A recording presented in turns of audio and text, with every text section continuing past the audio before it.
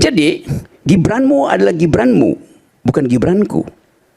Tapi yang kita mau pastikan bukan pemaksulan Gibran, tapi menghentikan kedunguan yang diproduksi termasuk oleh Gibran.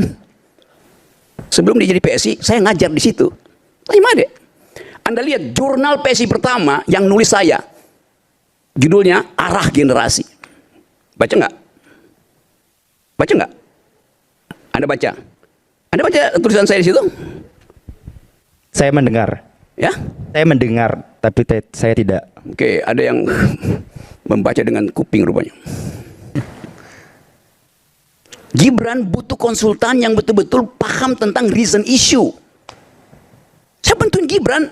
Gibran, ganti konsultanmu, bodoh semua. Serius. Itu akibatnya begitu. Jadi saya potong dulu ya, karena keadaan hari ini memungkinkan kita untuk melihat arah generasi yang pernah saya tulis itu tuh. Bukan sekedar ini Gibranku, mana Gibranmu? Apa itu gituan. Kasih isi dong tuh pada bangsa ini. Kasih pendapat itu. Gibran bagi-bagi skincare. Bener kan? Apa poinnya bagi-bagi skincare? Bu Rocky, tapi tadi disampaikan bahwa apa yang disampaikan oleh Purnawirawan TNI lewat poin-poin itu adalah kosong substansi. Anda setuju itu? Saya mendengarkan suara saya sendiri, sama seperti Anda katakan tadi. Anda minta supaya kita mendengarkan detak jantung. Purnawirawan tidak pernah punya jantung dia. So kalau dia punya jantung, dia akan gugup untuk narik picu. Jantung itu membuat orang ragu. Yang membuat orang pasti itu hati, bukan jantung. Walaupun sebetulnya barangnya sama, yang kita sebut jantung itulah hati. Yang kita sebut hati sebetulnya bukan itu yang kita maksud. Jadi kekacauan itu terjadi justru karena echo chamber dibuat sendiri oleh kalangan istana. Istana siapa? Ya istana Jokowi pada waktu itu kan. Kan itu yang menyebabkan orang sekarang berupaya untuk merenung. Ada gunanya nggak nih Purnawirawan nih? Kalau dia nggak ada gunanya, ngapain dibahas? Tetapi kalau satu Purnawirawan bicara dan 2 Purnawirawan ikut, 3 Purnawirawan ikut, lalu 4 BEM ikut, 4 BEM ikut, lalu 500 mama ikut, 500 mama ikut, lalu jadi berita di New York Times, itu artinya ada sesuatu di negeri ini. Mau dihentikan itu. Jadi Gibranmu adalah Gibranmu, bukan Gibranku. Nggak ada soal juga di situ.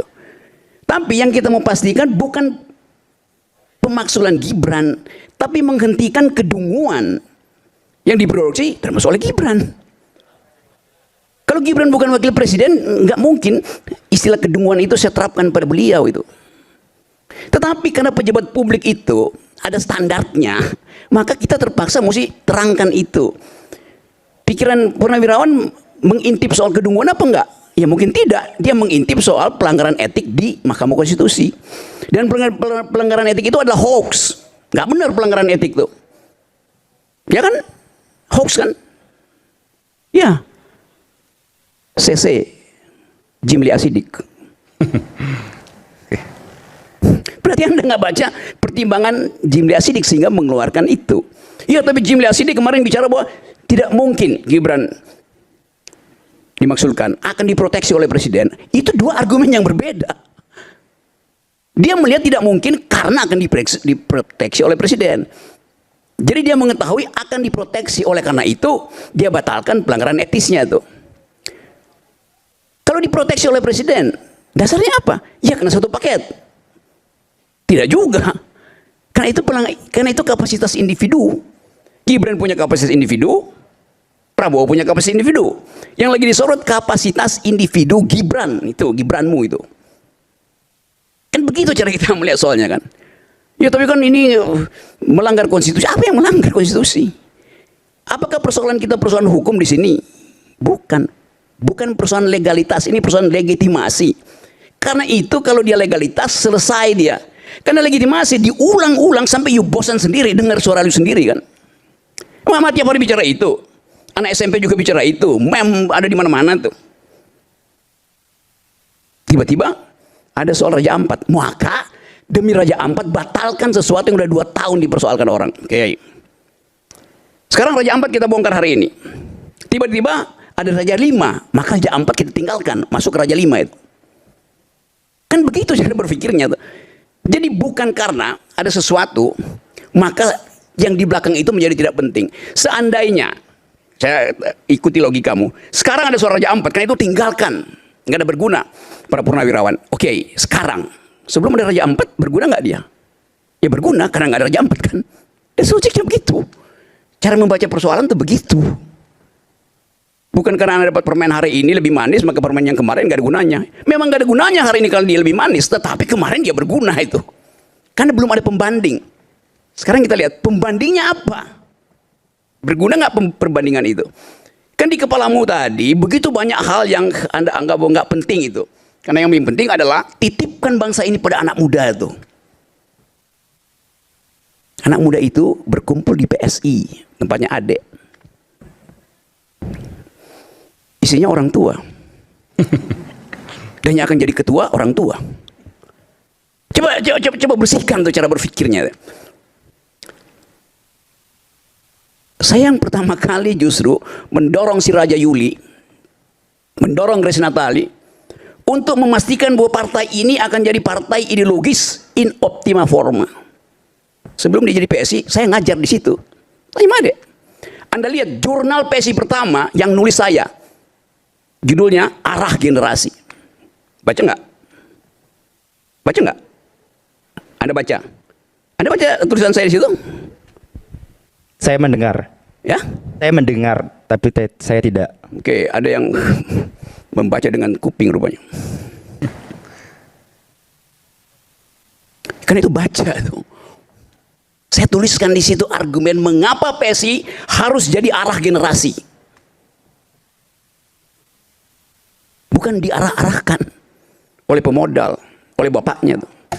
Itu maksudnya memihak pada sesuatu, berpihak pada jalan pikirannya. Saya nggak pernah berpihak pada siapa-siapa, saya berpihak pada jalan pikiran di dalam urusan publik. Soal Gibran saya lebih tahu dari you. Gibran datang ke rumah saya, ngeluh, ngadu. Kalau saya buka lagi di sini, yang saya buka pernah buka di situ cuma 7%. Serius, masih ada 93%. Nama-nama itu. 10% lagi boleh lah. Kenapa? 10% lagi. Honor saya naik berapa persen? Oh ini saya tukar tambah informasi sekarang. Saya mau jualan informasi. Oke. Sisakan 83. Ya. Informasi mahal sekarang. Jadi kita mau lihat keadaan bangsa ini. Di dalam kegugupan kita untuk membaca masa depan.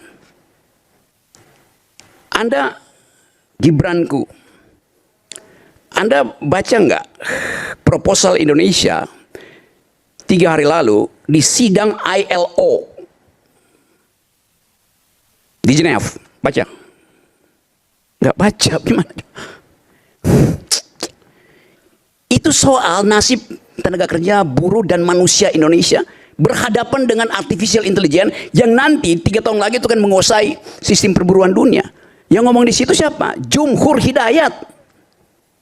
Yang naik panggung sama-sama Prabowo ketika hari buruh. Terus Anda nggak tahu apa yang Anda akan terangkan pada Gibran kalau Gibran bertanya ILO itu apa? Tadi ada iklan cappuccino, Ovaltine.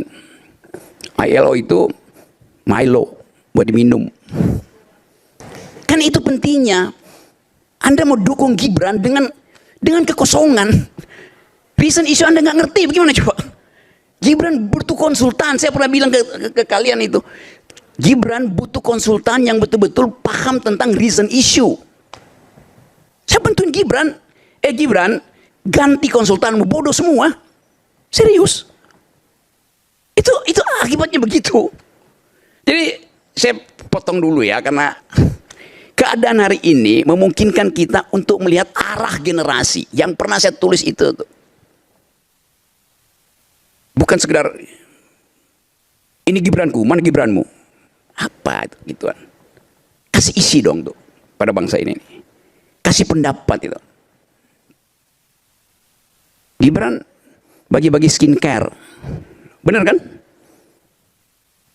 poin-poinnya bagi skincare. Bu Rocky, tapi tadi sampaikan bahwa apa yang disampaikan oleh Purnawirawan TNI lewat poin-poin itu adalah kosong substansi. Anda setuju itu?